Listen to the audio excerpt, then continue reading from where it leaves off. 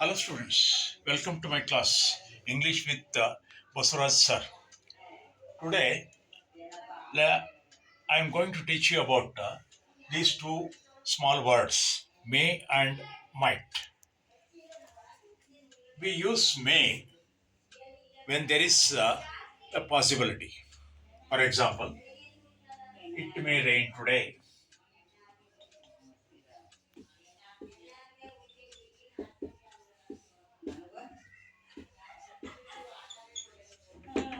ಅಂದರೆ ಈ ದಿನ ಮಳೆ ಬರಬಹುದು ಸಾಧ್ಯತೆ ಇದೆ ಮಳೆ ಬರಬಹುದು but I am not sure it is going to rain today.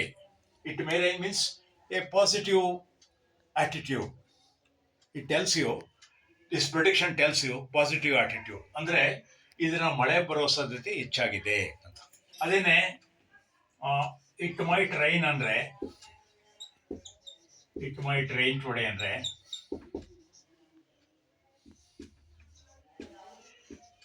ಇದನ್ನ ಇದು ಕೂಡ ಎರಡು ಆಲ್ಮೋಸ್ಟ್ ಸೇಮ್ ಆದರೆ ಮೈಟ್ ಅಂತ ಬಳಸಿದ್ವಿ ನಾವು.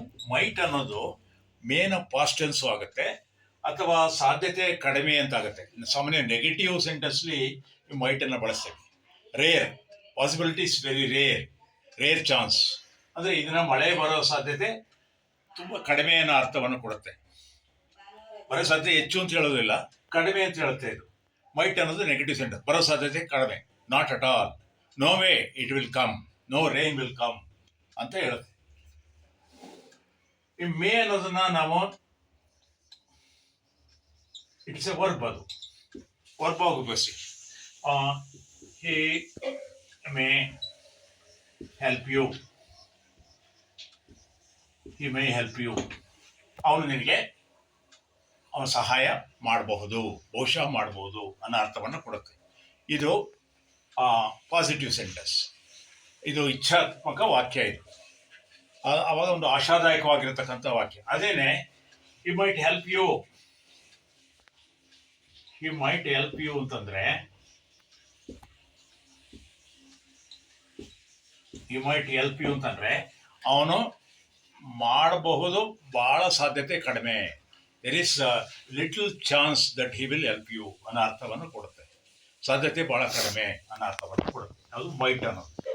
ಹಾಗೆಯೇ he may lend you money ಅಂದರೆ he will give you money, he may not lend you ಅಂದರೆ he won't give you money ಅಂತ ಅರ್ಥ ಆಗುತ್ತೆ. ಈ ಮೈಟ್ ಲೆಂಡ್ ಯು ಮನಿ ಅಂದರೆ ಹಣ ಕೊಡೋ ಸಾಧ್ಯತೆ, ನಿನಗೆ ಸಾಲ ಕೊಡೋ ಸಾಧ್ಯತೆ ಕಡಿಮೆ, ಸಾಲ ಕೊಡುವ ಪರಿಸ್ಥಿತಿಯಲ್ಲಿ ಅವನು ಇಲ್ಲ ಅನ್ನೋ ಅರ್ಥವನ್ನು ಹೇಳುತ್ತೆ. ನೆಕ್ಸ್ಟು ಜಾಸ್ತಿ ನಾವು ಮೈಟನ್ನು ಪಾಸ್ಟ್ ಟೆನ್ಸ್ನಲ್ಲಿ ಮತ್ತು ಕಂಡೀಷನ್ ಸೆಂಟೆನ್ಸ್ಲಿ ಹೇಳ್ತೇವೆ ನಾವು. ಮೇನ್ ಅನ್ನ ನೌನಾಗೂ ಕೂಡ ಯೂಸ್ ಮಾಡ್ತೇವೆ ನಾವು.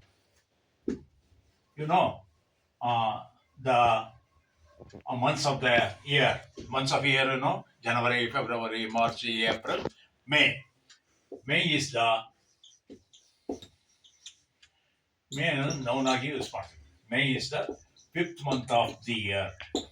ಆಗೋಯ್ತಾ? The 5th month of the year ಅಂತ ಹೇಳ್ತೀವಿ.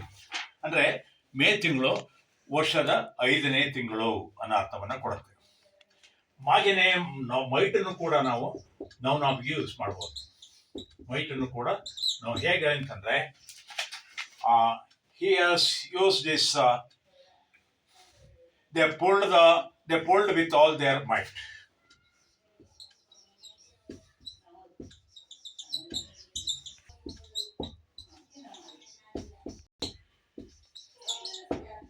ಇಲ್ಲಿ ಮೈಟ್ ಅಂದ್ರೆ ಶಕ್ತಿ, ಸಾಮರ್ಥ್ಯ, ಕೆಪಾಸಿಟಿ ಅನ್ನೋವರು ತಮ್ಮ ಶಕ್ತಿಯನ್ನೆಲ್ಲ ಬಳಸಿ ಎಳೆದ್ರು ಅನ್ನೋ ಅರ್ಥವನ್ನು ಕೊಡುತ್ತೆ.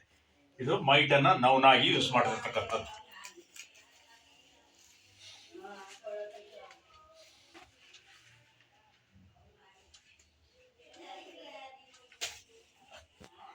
ಹಾಗೇನೆ ಇನ್ನೂ ಕೆಲವು ಎಕ್ಸಾಂಪಲ್ ನೋಡ್ತಾ ಹೋಗೋಣ. he may come today, he may come today ಅಂದ್ರೆ ಅವನು ಈ ದಿನ ಬರಬಹುದು, ಬರೋ ಸಾಧ್ಯತೆ ಇದೆ, there is a very possibility he may come. he might come today ಅಂತಂದ್ರೆ ಯು ಮೈಟ್ ಕಮ್ ಟುಡೇ ಅಂದರೆ ಅವನು ಬರೋ ಸಾಧ್ಯತೆ ಬರ್ಬೋದು, ಆದರೆ ಬಹಳ ಕಡಿಮೆ, 1% 2% ಇದೆ, ಶೇಕಡ 1-2% ಇದೆ ಅನ್ನೋ ಅರ್ಥವನ್ನು ಕೊಡುತ್ತೆ. ಮೈಟ್ ಅಂದರೆ ಸಾಧ್ಯತೆ ಬಹಳ ಕಡಿಮೆ ಅನ್ನೋ ಅರ್ಥವನ್ನು ಕೊಡುತ್ತೆ. ಈಗ ನೀವು ಈ ಉದಾಹರಣೆಗೆ ಕ್ಲಾಸ್ಗೆ ಎಂಟರ್ ಆಗಬೇಕಾದ್ರೆ ಟೀಚರ್ಸ್ ಪಾಠ ಮಾಡ್ತಾ ಇರ್ತಾರೆ, ಅವಾಗ ನೀವು ಹೇಗೆ ಕೇಳ್ತೀರಾ? ಮೈ ಕಮ್ ಇನ್ ಸರ್ ಅಂತ ಹೇಳ್ತೀರಾ. May I come in sir, ನಾನು ಒಳಗಡೆ ಬರ್ಬೋದೇ sir? Yes you may come in ಅಂತ ಹೇಳ್ತಾರೆ. ಅಲ್ಲಿ ನೀವು can I come in sir ಅಂತ ಹೇಳೋದಿಲ್ಲ. ಮೇ ಅನ್ನೋದು ಇಲ್ಲಿ ಒಂದು ಪೊಲೈಟ್ ಆಗಿ ಹೇಳ್ತಕ್ಕಂಥ ಒಂದು ವಾಕ್ಯ. ಮೈಟ್ ಅನ್ನೋದು ಈಗ ಕುಟ್ಟಿದ್ದಂಗೆ, ಕುಟ್ ಅನ್ನೋದು ಕೆನ್ ಅನ್ನೋದಕ್ಕಿಂತ ಪೊಲೈಟ್ ಆದ ಒಂದು ವರ್ಡ್ ಅದು. ಹಾಗೆಯೇ ಮೇ ಅನ್ನೋದು ಪೊಲೈಟ್ ಆದ word. May I come in sir, May no what's your name please ಅಂದರೆ ನಿಮ್ಮ ಹೆಸರೇನು ಕೇಳ್ಬೋದೇ ಅನ್ನೋ ಅರ್ಥಕ್ಕೆ ಮೇನೋ. ನೇರವಾಗಿ ಯುವರ್ ನೇಮ್ ಅಂತ ಕೇಳೋ ಬದಲು may know your name please, may know where you stay in, ನೀವೆಲ್ಲಿ ಉಳ್ಕೊಂಡಿದ್ದಾರೆ ಹೇಳ್ತೀರಾ? ಮೇನೋ ಅಂತ ಹೇಳ್ತೀವಿ. ಹಾಗೆ ಮೈಟ್ ಅನ್ನೋದನ್ನ ನಾವು ನೆಗೆಟಿವ್ ಸೆಂಟೆನ್ಸಲ್ಲಿ, ಜಾಸ್ತಿ ಸಾಧ್ಯತೆ ಇಲ್ಲದೇ ಸೆಂಟೆನ್ಸಲ್ಲಿ ನಾವು ಬಳಸ್ತೇವೆ. ಹಾಗೆಯೇ ಕಂಡೀಷನ್ ಸೆಂಟೆನ್ಸ್ಲು ಕೂಡ ನಾವು ಬಳಸ್ತೇವೆ. ಆ ಕಂಡೀಷನ್ ಸೆಂಟೆನ್ಸ್ ಏನು ಅಂದರೆ ಈಗ ನೋಡ್ತೀನಿ, ಹಾಗೆ ಅಬ್ಸರ್ವ್ ಮಾಡಿ.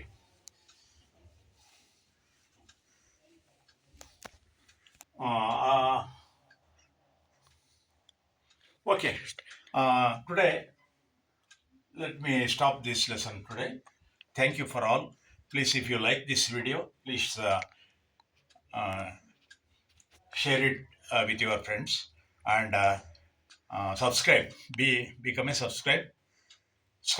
subscriber and help me, please. Thank you all.